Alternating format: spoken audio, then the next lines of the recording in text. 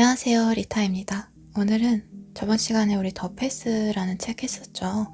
그 책 이어서 진행할 거고요.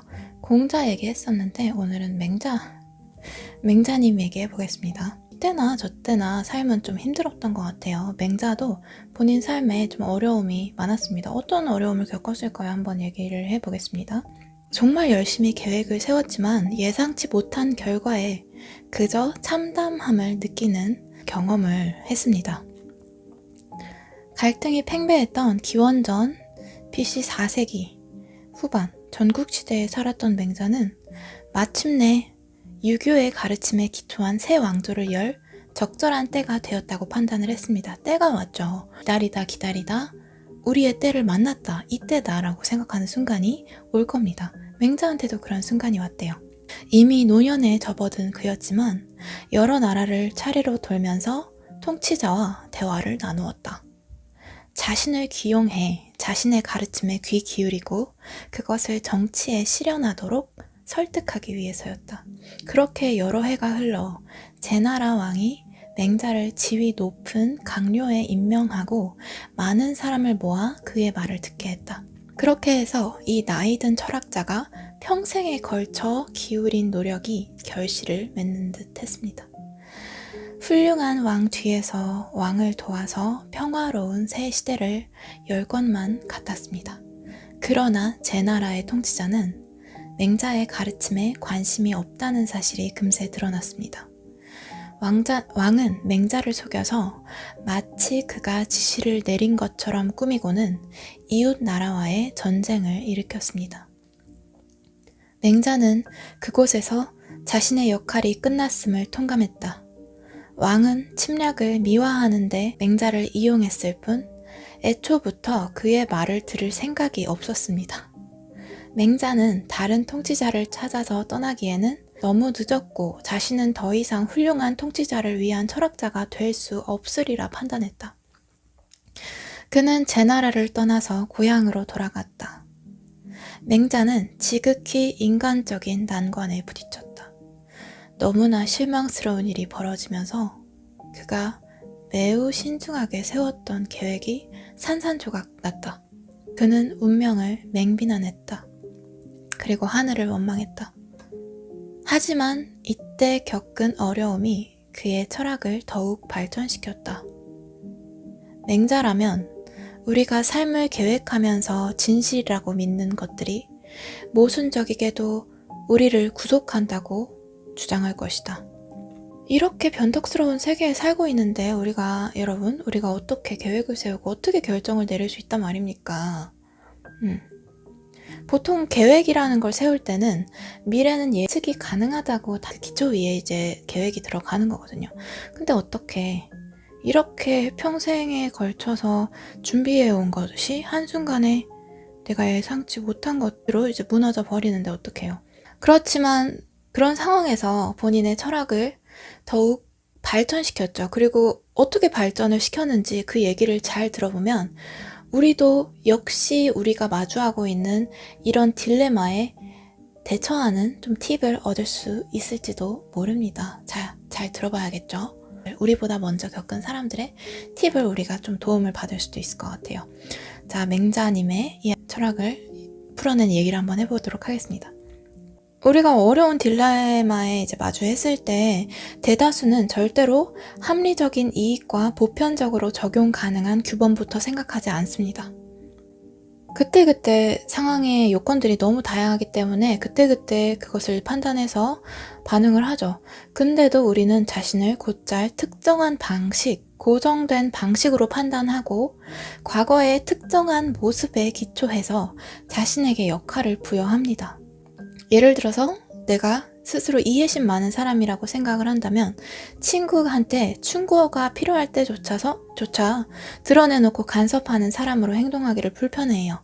과거에 내가 꽂힌 그 포인트에 기초해서 이제 현재 어떻게 대응할지를 우리는 수많은 무의식적, 의식적 단계에서 계속해서 판단을 내리고 있죠. 끊임없이 이렇게 변하는 세상에서 결정을 내리기 전에 전체 맥락을 판단을 해야 되는데 이렇게 전체 맥락을 감시를 하려면 내가 판단을 할 줄 알아야 돼. 내 감정, 내 과거에 고착된 습관적인 반응들, 그거를 알고 어떤 의미인지를 이해를 하고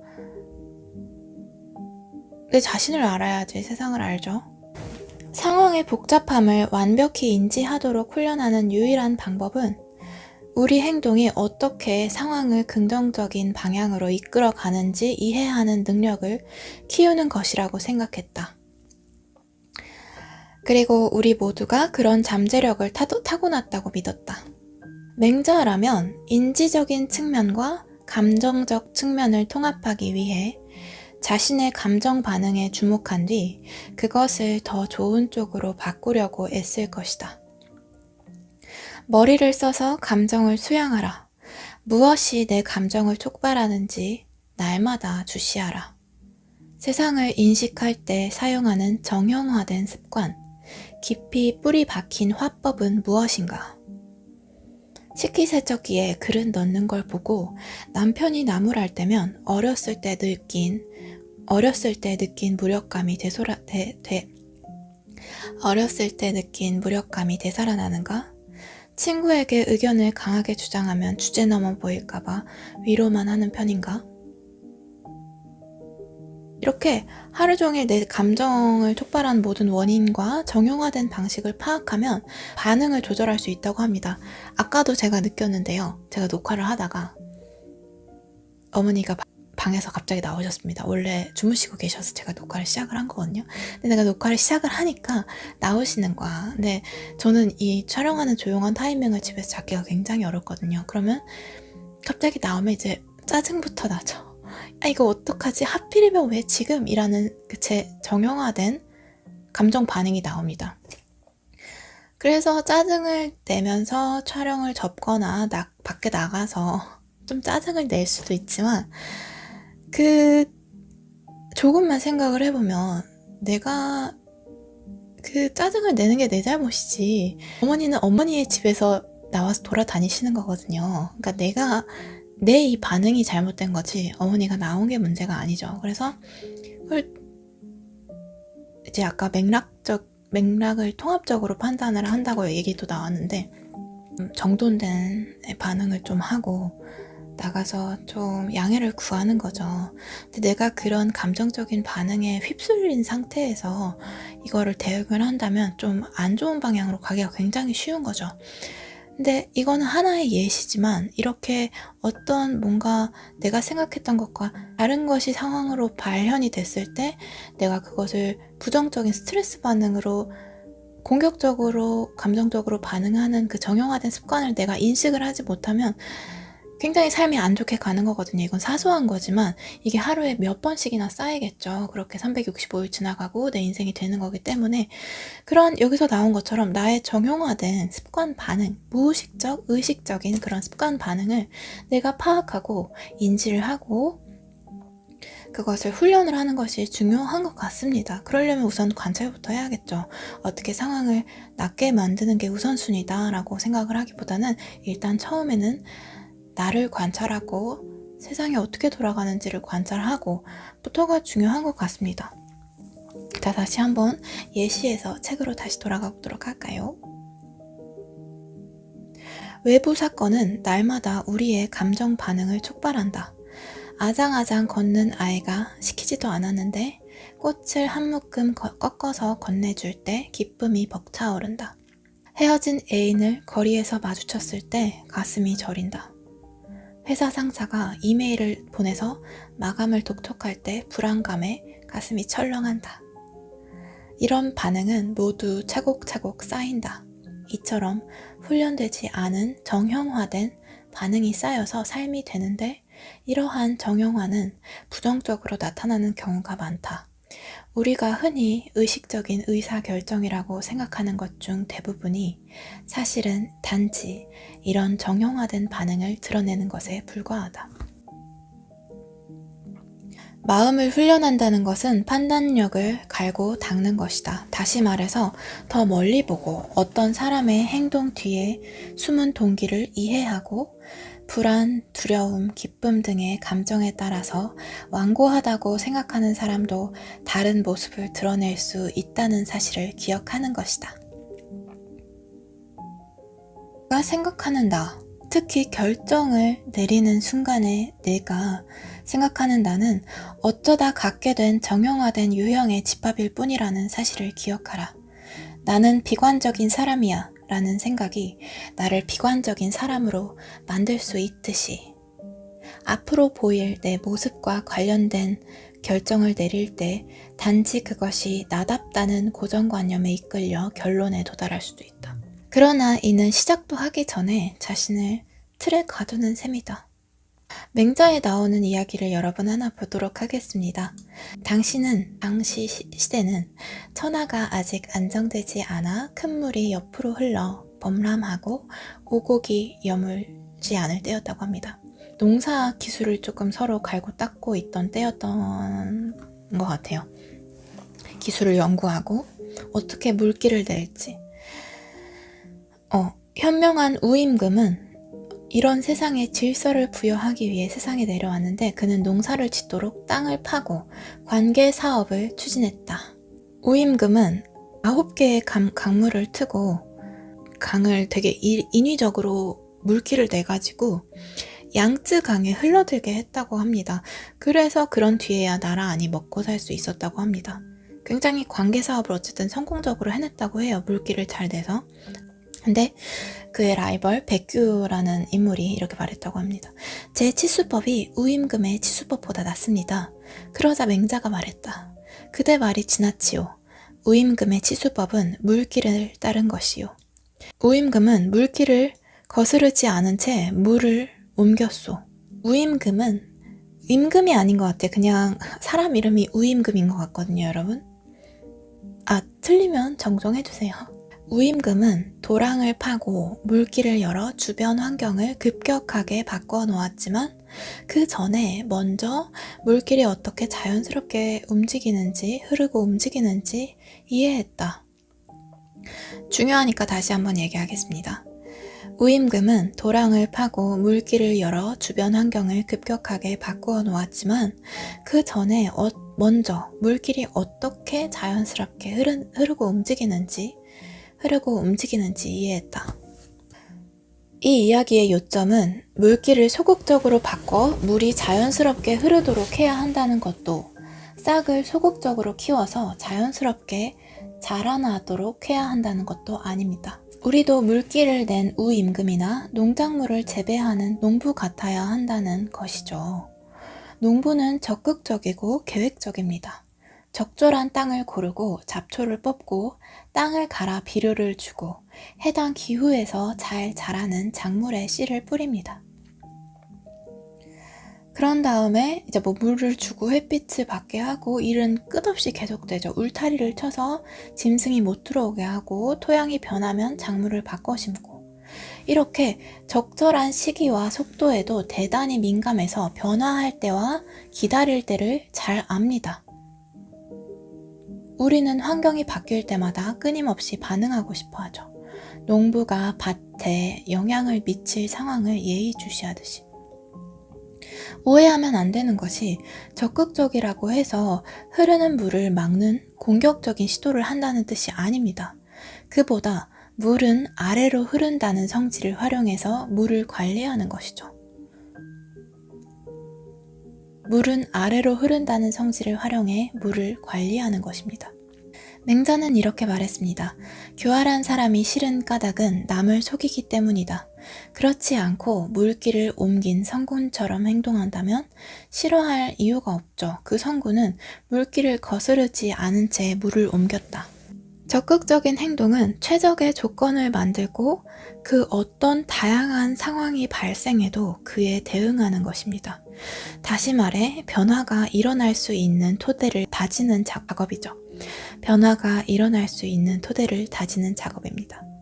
내가 어떤 사람인지 판단을 하고 그에 맞춰 목표를 정하는 것이 아니라 내가 어떤 사람인지 판단하고 그에 맞춰 목표를 정하는 것이 아니라 농부처럼 행동하는 것입니다. 목표는 농부가 유기농 재배를 하듯이 나의 다양한 관심과 모습이 자연스럽게 성장할 토대를 마련하는 것입니다. 원하면 무엇이든 될 수 있어 라는 생각에 빠지기보다 내가 어떤 사람이 될지 아직 모르겠어 라고 생각하는 것입니다. 앞으로 어떻게 될지 알 수 없습니다. 지금으로서는 그렇습니다. 그러나 나를 흥분시키는 것은 무엇인가에 대해 알아낸 정보는 모호한 정보가 아니에요. 그게 오히려 정확해요. 어떻게 내가 변화할지, 뭐가 되어야 할지는 아직 명확히는 알 수 없지만 내가 지금 당장 가슴이 뛰는 것이 무엇인가 라는 것에 대한 정보는 정확하다는 거죠. 차이를 좀 아시겠나요, 여러분? 그것은 실제 경험에서 우러난 매우 구체적인 지식이다. 시간이 흐르면서 예전 같으면 상상도 하지 못한 길이 열리고 그 중에는 전에는 결코 볼 수 없던 길도 있다. 시간이 지나면서 내가 다른 사람이 되는 것이다. 삶이 어떻게 전개될지는 계획할 수 없다. 그러나 특정한 방향으로 전개될 법한, 즉 풍요로운 성장을 가능하게 만들 여건을 조성하는 것은 가능하다. 그렇습니다. 여기서 중요한 얘기 한번 들어갈게요. 변덕스러운 세상이 우리에게 약속하는 것도 바로 그것이다. 세계가 정말로 끊임없이 분열되고 예측 불가능하다면 노력에 따라 세상이 더 나아질 수도 있다는 이야기입니다. 변덕스러운 세상이 우리에게 약속하는 것도 이것입니다. 세계가 정말로 예측 불가능하다면 노력에 따라 세상이 더 나아질 수도 있다는 이야기입니다. 처음에 맹자의 절망스러운 경험에 대해서 이야기를 했었죠.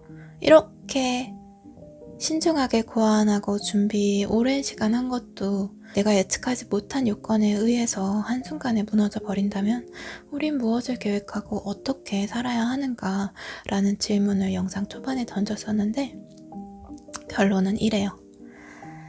그게 사실이라면, 정말 그렇게 예측 불가능한 것이 사실이라면 노력에 따라 세상이 정말 더 예측 불가능하게 나아질 수도 있다는 거죠. 우리는 각 상황에 최선을 다해서 더 나은 사람이 되려고 노력해야 합니다. 그래야 무언가를 얻을 수 있기 때문이 아니라 결과가 어떻든 주변 사람들에게 더 좋은 영향을 미치기 때문입니다.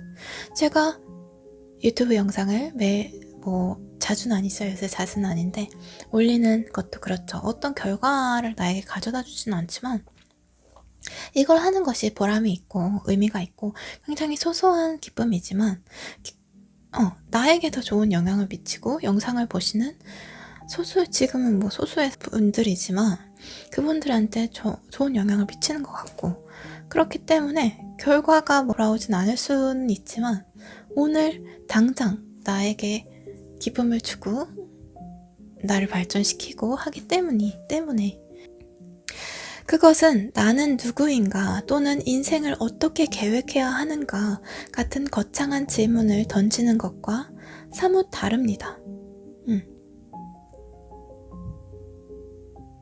알 수 없으니까. 내가 바꿀 수 있는 건 오늘 하루 쌓아가는 거죠. 오늘 하루 확실한 것, 오늘 내가 기쁜 것, 오늘 내가 나를 더 사랑할 수 있는 것, 그걸 하는 것 뿐이에요, 여러분. 운명에는 앞으로 닥칠 비극만 있는 게 아니다.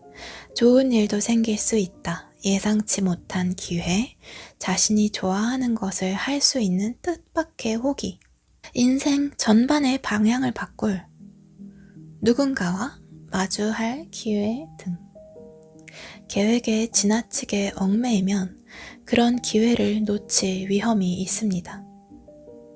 그리고 미래의 어느 날 잠에서 깼을 때 그동안 내가 규정한 내 모습에 갇혀 살았다는 느낌이 들 수도 있고요.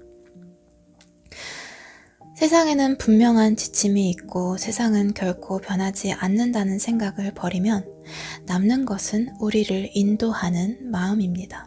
마음이 가장 중요합니다. 우리는 주변 사람들과 관계를 맺으며 날마다 마음을 발전시킵니다. 마음먹기에 따라 사물이나 상황을 올바로 감지하고 성장의 토대를 마련하고 우리에게 주어진 것을 바탕으로 열심히 노력합니다. 그러는 사이에 내가 생각한 모든 것이 바뀔 겁니다. 내가 몰랐던 내 모습도 발견합니다. 그리고 마침내 한때 고정불변이라고 생각했던 세계가 무한한 가능성을 지닌 세계로 보이기 시작합니다. 그리고 마침내 한때 고정불변이라고 생각했던 세계가 무한한 가능성을 지닌 세계로 보이기 시작합니다. 이렇게 맹자의 이야기 다 했고요. 여러분이 현재 삶에서 마주하고 있는 어려움인 난제에 좀 도움이 되셨을래나 싶어요. 뭐 머릿속에 있는 일은 머릿속에 있는 일이고, 우리 바깥의 세상은 별도의 알고리즘으로 흘러가기 때문에 뭔가를 계획을 세우더라도 그 점을 일단 알고 세워야지 그 계획이 정말로 실현될 수 있는 것 같아요. 뭐 이 얘기는 계획을 세우지 말라는 이야기도 아니었고요. 하루하루 바람에 흩날리듯 살아가라 라는 이야기도 아니고요. 올바른 지식과 훈련된 마음으로 오늘 하루에 충실하자 라는 결론인 것 같습니다. 또한 세상의 예측 불가능함이 내 마음에 너무 불행함과 고통을 만약 가져왔다면 딱 그만큼, 그렇게 힘든 만큼 예상치 못한 기회도 나에게 찾아온다는 것. 내가 생각지도 못했던 좋은 일들과 사랑과 아름다움이 나에게 다가오고 있을지도 모른다는 것. 딱 그만큼 내가 힘들었던 만큼, 내가 이 예측 불가능함으로 고통받았던 만큼 희망도 가능하다는 것. 제 여러분들이 좀 아셨으면 좋겠습니다. 느꼈으면 좋겠습니다. 굉장히 큰 터닝 포인트가 될 수도 있거든요. 아닐 수도 있지만 될 수도 있어요. 아닐 수도 있죠. 근데 될 수도 있어요. 될 수도 있어요. 아닐 수도 있고 될 수도 있다고요. 오늘 방송은 여기까지 하겠고요. 더 패스 맹자의 이야기 여기까지 하겠습니다. 좋은 하루 되시고 좋은 밤 되시고, 저는 다음에 더 좋은 영상으로 찾아오겠습니다. 여러분 잘 자요.